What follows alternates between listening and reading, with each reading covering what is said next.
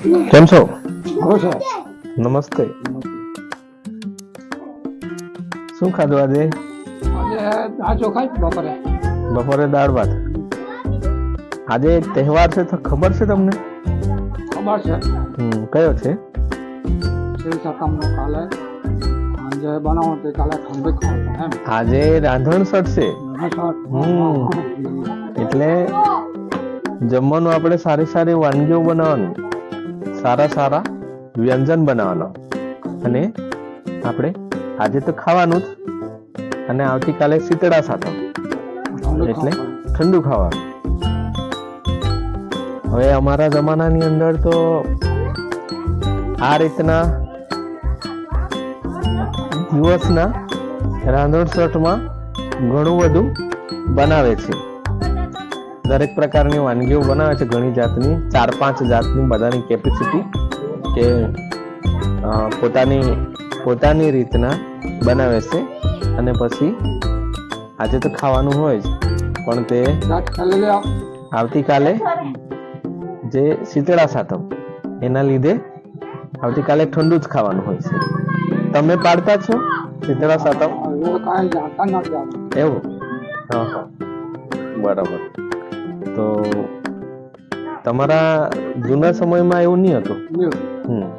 તમારા નવા સમયમાં આવી ગયું 2025માં. તમારે નહીં મળે એટલે સારું કહેવાય. 1950માં અને 1900 જન્મ કયો તમારો? જન્મ તારીખ ખ્યાલ નથી. 1950માં હતા ને તમે? ચાલો, સરસ, કઈ વાંધો નહીં.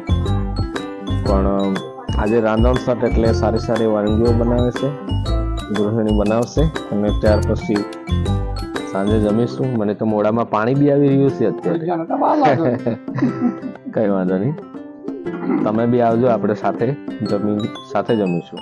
કેમ કે સવારના આપણે નીકળી જઈએ તો સાંજે જ ઘરે આવાય, એવી રીતના ઘણા વ્યક્તિઓ નીકળી જાય. પણ જે ઘરના જે ગૃહિણી છે એ બધા હોય એ રસોઈ બનાવે. અને આજે એક એવો દિવસ કે બધા સાથે બેસીને, એક પંગતમાં બેસીને મસ્ત મજાની વાતચીત કરતા જમવાનું જમાય. આવતીકાલે તો ઠંડુ જ ખાવાનું. એટલે આ રીતના એક તહેવાર જે આપણો ઉજવાશે આજે. ત્યાર પછી આવતીકાલે શીતળા સાતમ. કાલે સવારે જે કઈ બચ્યું હશે એ ઠંડુ ખાઈને આપણે નીકળી જવાનું. એટલે કે શીતળા સાતમ આપણે ઉજવાઈ જાય.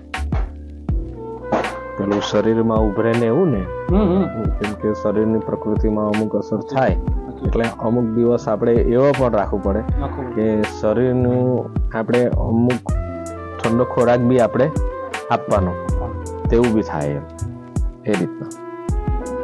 તો એ પણ એક વૈજ્ઞાનિક કારણ છે, અને તહેવારમાં બી આવી જાય. બોલો, તમારે કઈ કહેવું હોય તો કહી શકો આ બાબત. એવું? પણ સાંજે બરાબર જમજો. હા, સારી રીતના વ્યવસ્થિત, સારી રીતના તમે જમજો. હમણાં તો રાત્રિ ટૂંકી કે લાંબી? દિવસ ટૂંકો. બરાબર. શિયાળો હમણાં ચોમાસું પૂરું થશે એટલે શિયાળો આવશે ને? બરાબર.